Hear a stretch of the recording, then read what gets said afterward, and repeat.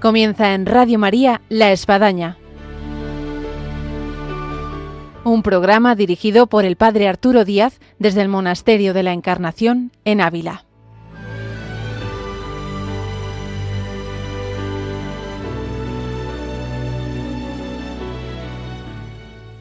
Hola, buenos días, les habla el Padre Arturo Díaz, bienvenidos a La Espadaña. Como cada último viernes de mes, y en este caso mes de noviembre, tenemos nuestra obra y vida de San Juan de la Cruz con María Ángeles Álvarez. Así que nos adentramos en este mundo maravilloso de San Juan de la Cruz y máxime que estamos ya casi tocando su año jubilar. Bienvenido a este programa que ahora comenzamos.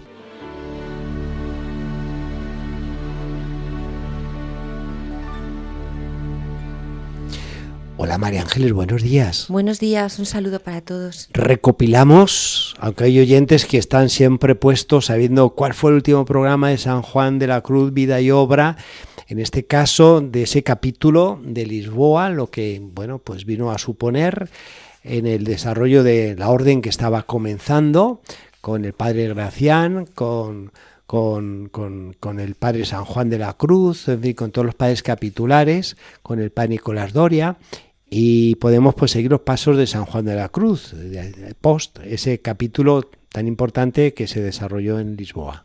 Sí, y que luego ya sabemos que al ser elegido el padre Doria, pues tuvieron que esperar a que llegara a España, y que continuó después en octubre, pero ya más tarde en Pastrana, ¿no?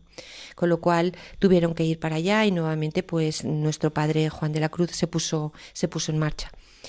Una de las cosas que se determinó cuando el padre Nicolás Doria pues estuvo ya en España fue el traslado del cuerpo de Santa Teresa, que leímos en el último programa, un texto muy interesante, ¿no? de cómo se llevó a cabo esta petición y cómo el padre Nicolás Doria pues se lo pidió al padre Gregorio Nacianeno y que que lo llevó a cabo, ¿no? Y cómo al año siguiente, pues el duque de Alba, en cuanto vio que había habido esta petición y que el cuerpo de Santa Teresa se quería llevar a Ávila, ¿no? Pues rápidamente iniciaba ante el nuncio papal un pleito formal reclamando la devolución del cuerpo, ¿no? Ya sabemos que está, como comentamos, ¿no? Este litigio entre Ávila y Alba de Tormes es histórico.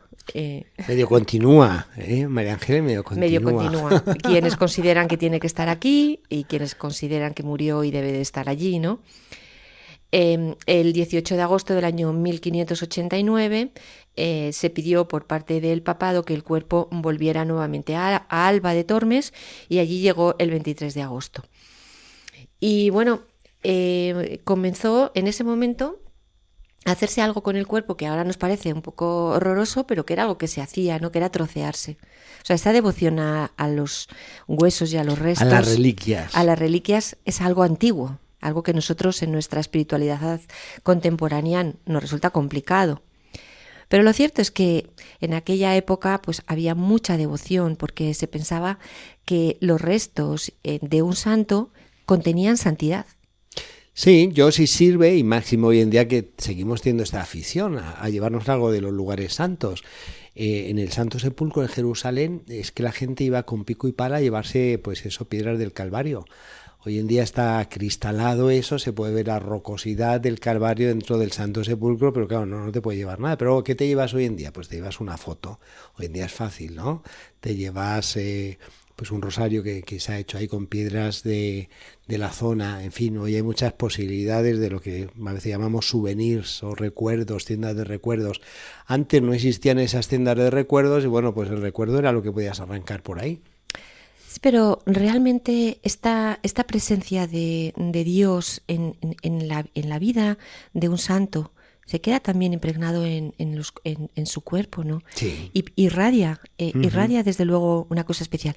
Yo le voy a decir una cosa un poco a nivel personal, ¿no? La experiencia que yo tuve con los restos de Santa Teresa, que hasta hace poco pudimos ir a venerar a Alba de Tormes, ¿no? Se abrió el féretro. Y yo realmente, mi paso por allí fue un antes y un después. Es decir, yo después de aquel momento tengo una verdadera devoción por estos restos de santos, ¿no? Porque yo sentí allí realmente a nuestra santa a mi lado y sentí que era un momento especial en mi vida y sentí la presencia del Señor allí conmigo y iba con mi hermana también, ¿no? Y con todos aquellos peregrinos que estábamos allí. Y bueno, frente a muchas otras lecturas que se han hecho de esto, que gente que no les gustó nada esa exposición, pues para mí fue realmente un momento muy especial en mi vida y siempre lo recuerdo, con lo cual mi visión de los restos y de las reliquias de los santos cambió completamente, pero por una cosa experiencial mía. Oye, yo tengo una gracia especial también, que la puedo contar aquí a micrófono abierto. Y es que después de hacer fila y pasar por delante del féretro abierto y luego subir arriba al altar y rezar ante la reliquia del brazo y del corazón, ya de regreso veías, digámoslo así, de espaldas el féretro abierto y veías el pie. A mí me impresionó el pie. O sea, un pie que caminó más de 5.000 kilómetros en su época de fundaciones, en fin, que transitó por media España y que estaba bastante bien conservado. Era una cosa para lo que es un pie, en lo que supone de carne que no tiene nada y de hueso, estaba muy bien conservado y sentí algo muy especial, como que Santa Teresa me dijo, es tiempo de caminar. Es tiempo de caminar. Esa frase célebre con la cual se nos fue de esta vida, como que me repercutió viendo bueno, ese pie que tanto caminó. Y sobre todo el ver a tanta gente a nuestro alrededor en aquel momento que estaban viviendo un momento de tanta fe, de tanta emoción, ¿no?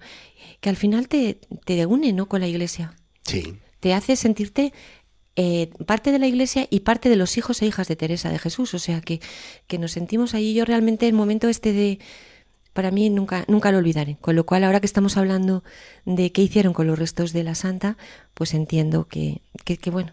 Si hay algún oyente que se está conectando ahora, que ha entrado en el coche y ha encendido la radio y va de camino, estará pensando, hablando de Santa Teresa de Jesús, que hemos cambiado de temática, María Ángeles, y que estamos hablando de Santa Teresa en vez de San Juan de la Cruz. Pero bueno, para los que se han incorporado al programa en estos momentos, estamos hablando de San Juan de la Cruz, después del capítulo de Lisboa, donde sale como superior general de la orden el padre Nicolás Doria y él pues mueve para que el cuerpo de Santa Teresa pueda venir para Ávila. Sí, además es un momento dentro de la vida de San Juan y dentro de la vida de la Orden del Carmelo Descalzo muy delicada. Por lo tanto, todo esto yo creo que es interesante decirlo, ¿no? Porque las dos personas que más cercanas estuvieron a Santa Teresa, que fueron su padre Gracián, ya sabemos, su padre espiritual, su gran compañero, y por otra parte San Juan de la Cruz, vamos viendo cómo vamos a ir analizando, van a ir poco a poco siendo relegados dentro de la propia Orden del Carmelo, que va a empezar a tomar unos rumbos un poco diferentes, ¿no? Y realmente la figura central de Santa Teresa, cuando murió, pues poco a poco empezó a tener un papel un poco diferente. Siempre se la ha venerado, se la ha querido como madre. Sus enseñanzas, por supuesto, han sido pilares y siguen siéndolo para toda su familia. Pero vamos a ir viendo cómo la orden va tomando distintos derroteros y cómo nuestro padre, Fray Juan, que es lo que vamos a ir analizando, se encuentra ahí, ¿no? Tanto el padre Gracián como él empezaron a tener una posición un poco diferente. Por ejemplo, otra de las cosas que se dijo en este capítulo, en la clausura, que dijo y que puso el padre Nicolás Doria, pues fue que era necesaria una mayor observancia rigurosa. Y esto va a tener unas consecuencias tremendas, ¿no? Porque fue un discurso muy duro. Sí. Un discurso muy duro, le voy a leer porque, según nos cuenta el padre José Vicente Rodríguez, y por lo tanto nosotros estamos completamente en la línea de lo que él dice, esto iba dirigido directamente contra Gracián, lo que voy a leer, ¿no? Cuando habla de la observancia rigurosa, que dice así: observancia rigurosa, padres míos, que nos vamos perdiendo muy aprisa con la poca de que nuestras reverencias ven. Ayer fuertes, hoy flacos. Ayer constantes, hoy caídos. Ayer bravos, hoy tímidos. Oh miserable estado de nuestra familia. La caridad carnal, padres míos, ha introducido entre nosotros este mal y ya es casi incurable. hablando del padre Gracián. Parece ser que esto era indirectamente, iba contra él y Bueno, que decía... había sido quien había regido la congregación naciente hasta ese momento, ¿no? Uh-huh. Que nos dice el padre Gracián que nos había fascinado para apartarnos del verdadero camino que habíamos comenzado. Bueno, como vemos, la situación en la orden estaba muy complicada y vamos a ir viendo cómo va a ir la figura del padre Gracián evolucionando y toda la orden. Bueno, ya sabemos que ahora, desde hace ya bastantes años, la vida del padre Gracián también se está estudiando de manera más profunda, se le está poniendo el verdadero lugar donde tiene que estar, porque a partir de este momento vamos a ir viendo cómo cada vez se van diciendo cosas más duras sobre él y cómo su figura durante mucho tiempo está un poco como en entredicho. Eclipsada, sí. Pero vamos, por es cierto lo que estás tremenda. diciendo de que existe, pues desde el año 2000 y 2015, con el centenario de Santa Teresa, al querer, pues incluso abrir un proceso de canonización del padre Gracián. Así que bueno, pues vamos a ver por dónde van las cosas si Dios quiere. Porque si pensamos lo sabia y lo inteligente y lo santa que era nuestra Santa Teresa, si este padre era realmente su padre espiritual, aquel compañero que tuvo de fe a lo largo de tantos años de su vida, pues está claro que era también una persona con una gran santidad. Uh-huh. O sea, nos parece imposible, ¿no? Todas las críticas. Y lo que hizo por la orden y lo que sufrió por la orden. En fin, yo creo que es para que hagamos otra serie, a lo mejor cuando acabemos, de San Juan de la Cruz sobre el padre Gracián. Así que bueno, lo dejamos ahí, vida-obra, en stand-by por el momento. Muy bien, pues seguimos con San Juan de la Cruz en ese post-capítulo de Lisboa. Sí, bueno, un San Juan de la Cruz viajero. He recogido una serie de datos que me parece muy interesante, ¿no? Porque un padre que recorrió hasta 27.000 kilómetros andando, según el padre José Vicente Rodríguez, y que es el mismo padre que escribió las obras maestras que todos leemos. Es decir, que a la vez estaba haciendo todas estas cosas, ¿no? Estaba fundando, estaba construyendo conventos, estaba edificando almas, atendiendo a todo aquel, como vamos a ver en este programa, a todo aquel que se le acercaba en su camino viajero. Y a la vez era un gran místico, ¿no? Con una experiencia de fe profunda. En fin, es una cosa como... Parece muchas veces, padre, ¿no? Que los santos están dotados de una energía especial. No es que parece, es que están dotados de una energía divina. O sea, porque es imposible. Me han quedado dando vueltas los 27.000 kilómetros recorridos, ¿no? Si ya ensalzamos a Santa Teresa por 5.000 kilómetros a pie, en 20 años, 27.000, es que vamos, es casi un coche que se lleva al taller a 2 veces a revisión. Y cómo además Santa Teresa iba montada en los burritos, y en los asnos, iba en carretas y tal cual, pero es que Fray Juan iba en su mayoría a pie. Es más... Y solo. Y solo, con muy pocos frailes. Como decían las constituciones de Alcalá de 1581, decían así: que caminen nuestros frailes a pie cuando van a predicar, y ni el prior ni el provincial puede dispensarse si no es con enfermedad o urgente necesidad. Es decir, que o estaba muy enfermo Fray Juan, por lo que fuera, o iba andando de estos 27.000 kilómetros, ¿no? O sea, la dureza de esto, padre, me parece impresionante. Y bueno, es que hay que considerar también, María Ángeles, que dentro de la visión de la pobreza del tiempo, el uso de carrozas, carruajes, carromatos, quizás incluso animales, caballo, mula, burro, era prácticamente como algo de lujo. Entonces, dentro de la pobreza, pues estaba el hecho de usar estos medios de comunicación, de transporte. Claro, porque claro, también nos imaginamos que todo el mundo iba como en caballo o en burro, y es que la inmensa mayoría iban andando. O sea, ahora vamos en tren o vamos en coche o vamos en avión, pero en aquella época la inmensa mayoría de la gente iba andando de un sitio a otro. O sea, es lo normal. Nos parece muy duro, pero realmente es que es lo que se hacía, ¿no? Aunque... Y de Santa Teresa hay que considerar que ella viajaba la mayoría de las veces en un carromato, en razón de que es que iba a una fundación. Entonces ahí llevaban pues la sacristía, llevaban los hábitos, llevaban El pues, San José. el San José, la campanilla, la vajilla, en fin, y unas cuantas monjas que iban a la fundación. Tremendo. Pero bueno, era, como vemos, esto de San Juan era de una gran dureza. Pero yo he recogido algo que a mí me ha gustado mucho. No, es que dice lo he recogido un comentario, ¿no? Que decía: caminaba en bestias humildes, iba cantando himnos a Nuestra Señora y los salmos de David. Es decir, que él iba cantando los salmos y recitando los salmos. Eso se llama rezar. O sea, él iba rezando. Era una cosa completamente apostólica. Es decir, para él no podía faltarle la Biblia nunca. Ya sabemos que de las pocas cosas que tenía en propiedad pues era la Biblia. Y esto también lo recogen las constituciones de Alcalá, ¿no? Que dicen que todos los frailes lleven esta Biblia y que vayan andando. Y a esto pues se le suma la actitud de Fray Juan de ir cantando, ¿no? Sobre todo pues los salmos, y también nos recogen las fuentes que también él iba cantando muchas veces los versículos del capítulo 17 del Evangelio de San Juan, ¿no?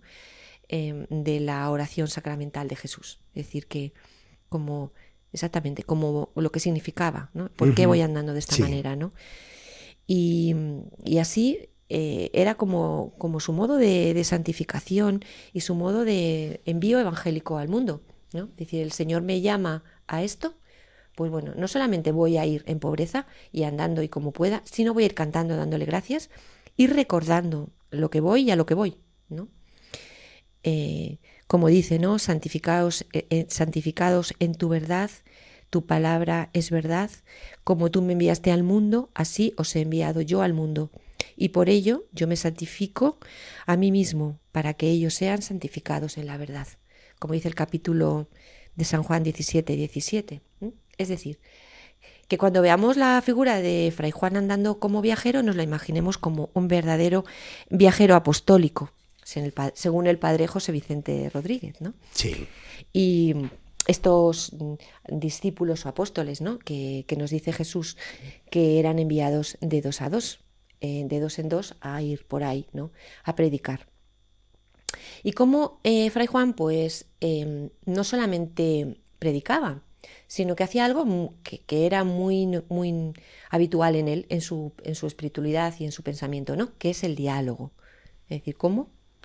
Pues aprovechaba a predicar y aprovechaba también a hablar, a dialogar, tanto con el compañero fraile que tenía al lado, con aquellas otras personas, porque como estamos diciendo, seguramente pues iban un montón de personas andando por esos caminos de España, y también con las personas que se encontraban al pasar, ¿no? Dice así un texto que yo he recogido sobre todo esto, que dice que aprovechaba para predicar, y por los caminos a los arrieros y gente que se encontraba les daba siempre documentos y modos de vivir en servicio de Dios nuestro Señor, y les daba buenos consejos. Y en las ventas y mesones donde entraba cuando caminaba, se habían algunos que juraban o votaban, le reprendía, y se solía componer y enfrentarse con mucha humildad. Que todas aquellas personas que estaban a su alrededor, pues él les ayudaba, padre. O sea, no solamente dialogaba con ellos, sino esto que dice de que estas personas que juraban o votaban, porque me imagino que en aquella época, pues como ahora, pues te juro que tal, es una expresión como muy normal, ¿no? Jurar por Dios o te juro. Entonces, bueno, cuidado, ¿no? Es decir, estas cosas las aprovechaba nuestro santo pues para dar una catequesis. Es decir, no, vamos a ver, vamos a tranquilizarnos un poco y vamos a poner las cosas en su sitio, ¿no? Oye, hay que imaginarse el santo metidos en ambientes que no le quedaba otra, de lo que podían ser ventas en el camino, de poder pernoctar en medio de la nada y de poder encontrar, en fin, abrigo, recogimiento, alimentación, en fin. A mí también están viniendo esos versos de San Juan de ni cogeré la flor ni temeré las fieras. ¿Cuánto dice, no? En este sentido de no entretenerse en el camino y tener que ir pues a lo que uno va, y por otro lado ese temor de lo que puede ser la soledad, el desconcierto de los caminos, la climatología, en fin, tantas cosas. Sí, y luego, y las dificultades de todas estas personas con las que se encuentra, que voy a contar ahora. O sea, hay una serie de casos que voy a contar ahora, padre, que a mí me han dejado diciendo, pobre Fray Juan, siempre en su vida se ha encontrado con este tipo de personas, ¿no? Así, por ejemplo, yendo para la Manchuela de Jaén, se acercaron a la venta de Benadúa y se ve a dos hombres enfrentados tirándose cuchillos y navajas. Uno de ellos, herido en la mano, le tiró a San Juan, que también le hirió en la mano, y él se puso entre medios de los dos, ¿no? Y entonces dijo, en virtud de nuestro Señor Jesucristo, os mando que no riñáis más, y el sombrero que llevaba en la mano lo arrojó entre los dos. Es decir, vemos cómo, es decir, cuando decimos que Fray Juan iba por ahí apaciguando y que no solamente es que juraban en falso, sino que había peleas y había que momentos se jugaba la vida. Que se jugaba la vida. Uh-huh. También, por ejemplo, en la venta de Alcolea, caminando de Córdoba a Bujalance, yo digo estas cosas porque habrá gente que nos esté oyendo de estas zonas. De y digo, zonas. ¡ay, bueno, mi pues pueblo, sí, por sí, favor! Sí. Hombre, la venta de Alcolea, la conozco. Bueno, pues salió de una venta una mujer gritando muchas deshonestidades y provocando a todos los hombres, ¿no? Entonces cuentan que San Juan le dijo que por favor tuviera un poco de vergüenza y que pensase un poco más en su alma redimida y que por favor se enmendase y se recogiese un poco. Parece ser que aquellas palabras, y sobre todo yo creo que no solo las palabras, sino la propia persona de un fraile tan, no sé, que irradiaba, ¿no? Como esta sensatez y como esta verdad, ¿no? Pues esta mujer se dio cuenta de lo que estaba haciendo, cayó al suelo como muerta y parece ser que estuvo allí mucho tiempo como medio muerta o medio ida. La echaban agua, le tomaban el pulso a ver si realmente había muerto. Y parece ser que finalmente volvió en sí y le pidió confesión a San Juan, ¿no? Luego después San Juan no es que, bueno, pues la dejara ir, a usted, venga, ahora ya tranquilamente usted se levanta, le da un poco el aire, ¿no? Y ya se recompone, sino que estuvo hablando largo rato con ella, la estuvo consolando, animándola y la dijo, por favor, vaya usted al convento de Córdoba, que allí la confesarán, porque realmente San Juan se dio cuenta que lo que realmente necesitaba esta señora era una confesión larga, ¿no? Y tranquila, ¿no? Y realmente dicen las crónicas que la mujer fue allí y se confesó y cambió totalmente su vida, ¿no? Es decir, es como cuando en el Evangelio dicen, Señor, cúrame, cúrame que estoy enfermo, que soy leproso, que no veo, ¿no? Y el Señor le dice, tu fe te ha salvado. Es decir, al final es lo que la está diciendo Fray Juan, es decir, tú no es que tengas un problema de que se te suelte la lengua, que seas desvergonzada o que hagas cosas de poca honestidad, sino que es que tienes un problema interior que necesita una confesión y cuando lo tengas tu fe te salvará. Bueno, creo que como hemos dicho desde el principio, ¿no? Realmente es una tarea evangélica tremenda la que llevaba San Juan en este caso. Creo que estamos descubriendo para muchos de nuestros oyentes un San Juan de la Cruz a veces poco conocido. Más bien un San Juan de la Cruz que fácilmente nos podemos imaginar en un ámbito conventual, en un ámbito espiritual, en un ámbito místico, pero bueno, este San Juan de la Cruz apóstol en medio del mundo, en este aspecto evangelizador, conciliador, en fin, una nueva faceta, María Ángeles. Sí, porque tenemos una visión muchas veces de nuestros santos y en general de la vida religiosa como personas aisladas del mundo. Personas que están dedicadas a rezar, tienen gracias místicas, pero no estas personas que se meten, como estamos viendo, en todas las cosas de la vida. Sí, sí. Y el problema de Fray Juan con las mujeres, pues es realmente, ya lo hemos visto, muy habitual que mujeres le pongan en situaciones muy comprometidas.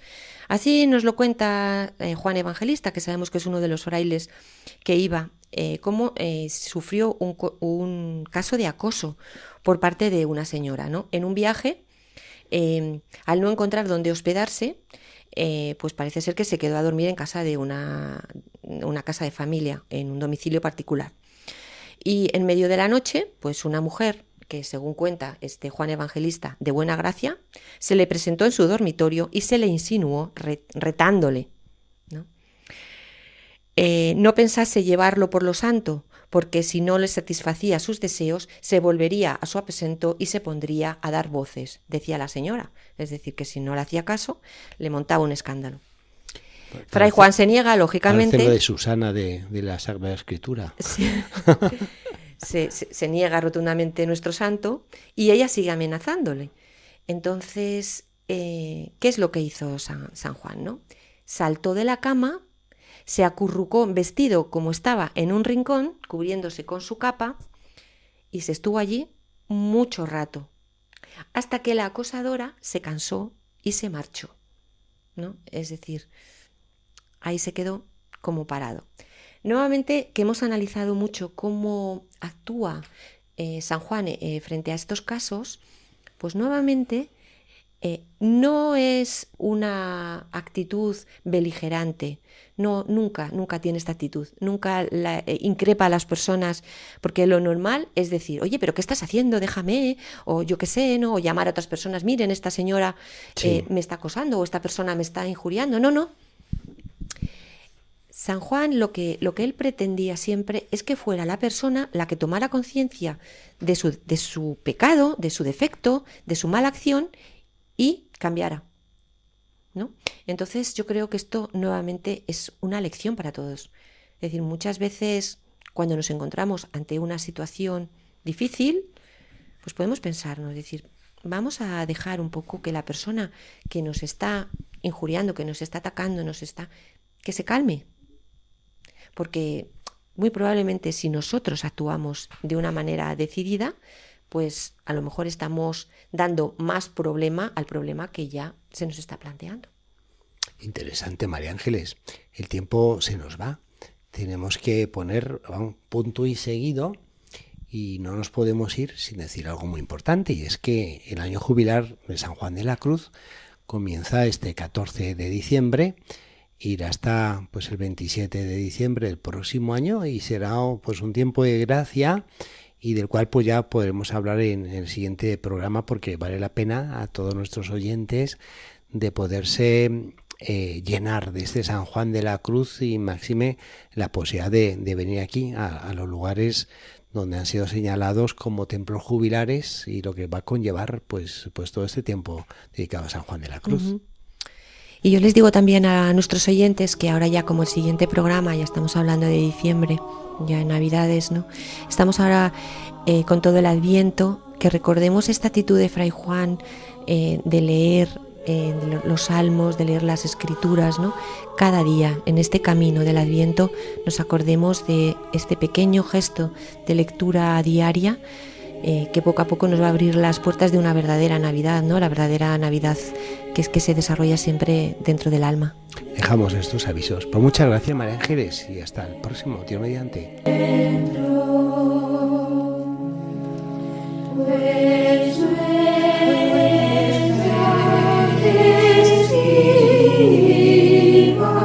Llegamos así al final de nuestro programa de la Espadaña del día de hoy, dedicada a San Juan de la Cruz en su vida y obra, de la mano de María Ángeles Álvarez, en un San Juan de la Cruz tras el capítulo de Lisboa y comenzando por los nuevos derroteros que le va presentando la orden y la misión que Dios le va poniendo en el camino.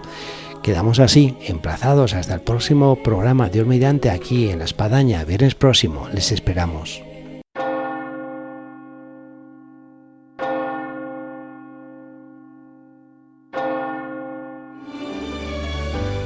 Han escuchado en Radio María La Espadaña,